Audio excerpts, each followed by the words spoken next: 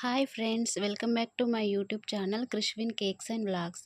నేను ఈ వీడియోలో నా స్టైల్లో పన్నీర్ కర్రీ ఎలా ప్రిపేర్ చేయాలో చూపిస్తాను. ఈ వీడియోని ఎక్కడా స్కిప్ చేయకుండా లాస్ట్ వరకు పూర్తిగా చూడండి. అప్పుడే ఈ రెసిపీ అనేది మీకు పూర్తిగా అర్థమవుతుంది. అలాగే నా ఛానల్ని ఎవరైనా కొత్తగా చూస్తున్నట్లయితే తప్పకుండా నా ఛానల్ని సబ్స్క్రైబ్ చేసుకోండి. మీ ఫ్రెండ్స్ అండ్ ఫ్యామిలీతో షేర్ చేయండి. ప్లీజ్ మీ సపోర్ట్ అనేది నాకు చాలా అవసరం. ఇప్పుడు వీడియోలోకి వెళ్దాం. ముందుగా స్టవ్ మీద ఒక అడుగు మందంగా ఉన్న గిన్నెను పెట్టుకొని అందులో ఒక 4 టేబుల్ స్పూన్ వరకు ఆయిల్ని వేయాలి. నూనె కాస్త వేడెక్కాక హోల్ గరం మసాలా వేయాలి. అదే బిర్యానీ ఆకులు 2, చిన్న ముక్క దాల్చిన చెక్క, ఒక 4 లవంగాలు, 3 యాలకులు వేయాలి. తర్వాత కొన్ని వెల్లుల్లిపాయలు వేయాలి. చిన్న ముక్క అల్లం ముక్క కూడా యాడ్ చేసుకోవాలి. నా దగ్గర అల్లం ముక్క లేకపోవడం వల్ల నేను లాస్ట్లో అల్లం పేస్ట్ యాడ్ చేశాను.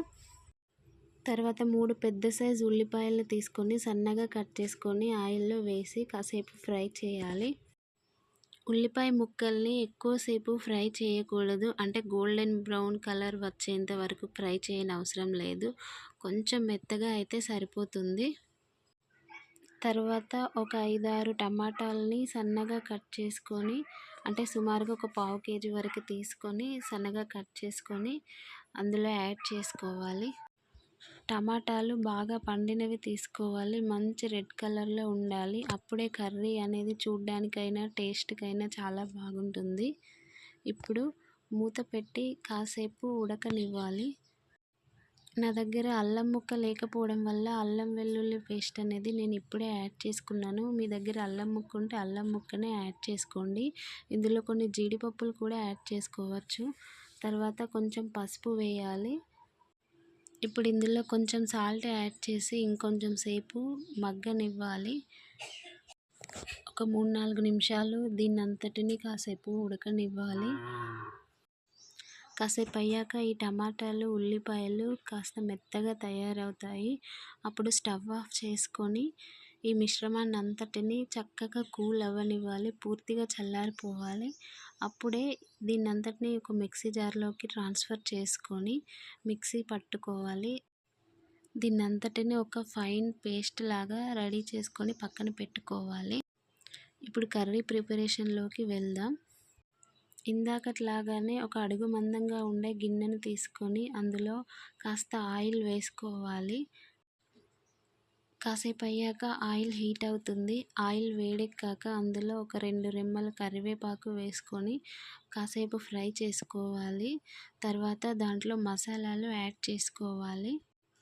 అవి ఏంటంటే 1 టీ స్పూన్ గరం మసాలా, 2 టీ స్పూన్ల పన్నీర్ మసాలా, 1 స్పూన్ పసుపు, 3 స్పూన్ల వరకు కారం వేసుకోవాలి. కారం అనేది మీకు రుచికి తగినట్టుగా వేసుకోవాలి. దాంట్లోనే కొంచెం సాల్ట్ వేసుకొని ఈ మసాలాలన్నింటినీ ఒక 30 సెకండ్ల వరకు ఫ్రై అవ్వనివ్వాలి. దీన్ని చక్కగా కలుపుతూ ఉండాలి. లేకపోతే అడుగు అంటుకుంటుంది. అప్పుడు కర్రీ టేస్ట్ అనేది అస్సలు బాగోదు. తర్వాత మనం ముందుగా గ్రైండ్ చేసి పక్కన పెట్టుకున్న టమాటో ఆనియన్ పేస్ట్ని ఇందులో వేసి గరిటెతో చక్కగా కలుపుకోవాలి. ఇప్పుడు మంటని మీడియం ఫ్లేమ్లోకి అడ్జస్ట్ చేసుకొని ఈ పేస్ట్ని అంతటినీ చక్కగా ఉడకనివ్వాలి. కొంచెం శ్రమ అనుకోకుండా చేసుకుంటే మన ఇంట్లోనే రెస్టారెంట్ స్టైల్లో పన్నీర్ కర్రీ అనేది ప్రిపేర్ చేసుకోవచ్చు.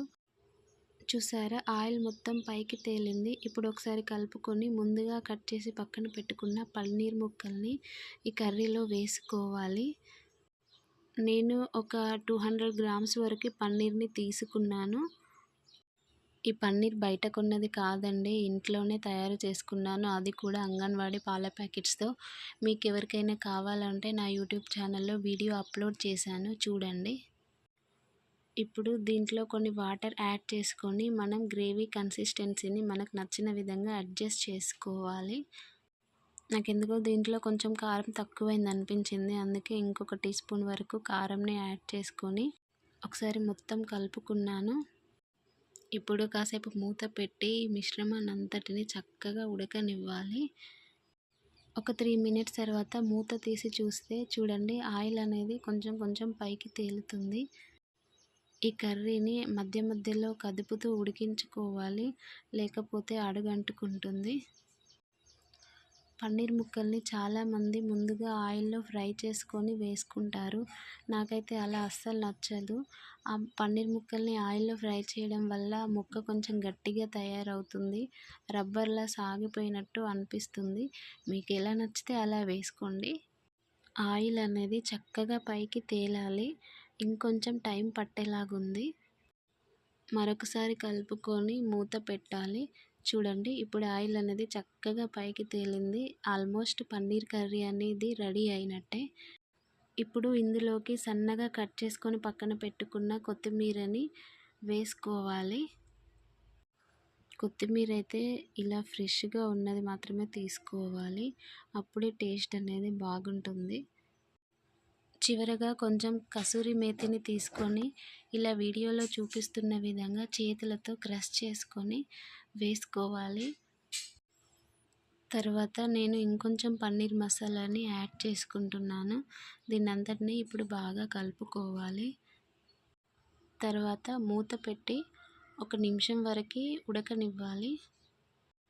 ఇప్పుడు లాస్ట్ అండ్ ఫైనల్గా కొంచెం ఫ్రెష్ క్రీమ్ని తీసుకొని పన్నీర్ కర్రీలోకి యాడ్ చేసుకోవాలి. మీ దగ్గర ఫ్రెష్ క్రీమ్ లేకపోతే పాల మీద మీగడని తీసుకొని విస్కర్ సహాయంతో కాసేపు బీట్ చేసుకొని ఇందులో వేసుకోవాలి. నా దగ్గర కూడా ఫ్రెష్ క్రీమ్ లేదు. అందుకే నేను పాల మీద మీగడని తీసుకొని క్రీమీ టెక్స్చర్ వచ్చేంత వరకు బీట్ చేసుకొని దీంట్లో వేసుకున్నాను. అంతే, వేడివేడి పన్నీర్ కర్రీ రెడీ. ఈ వీడియో మీకు నచ్చినట్లయితే నా ఛానల్ని సబ్స్క్రైబ్ చేసుకొని లైక్ చేయండి.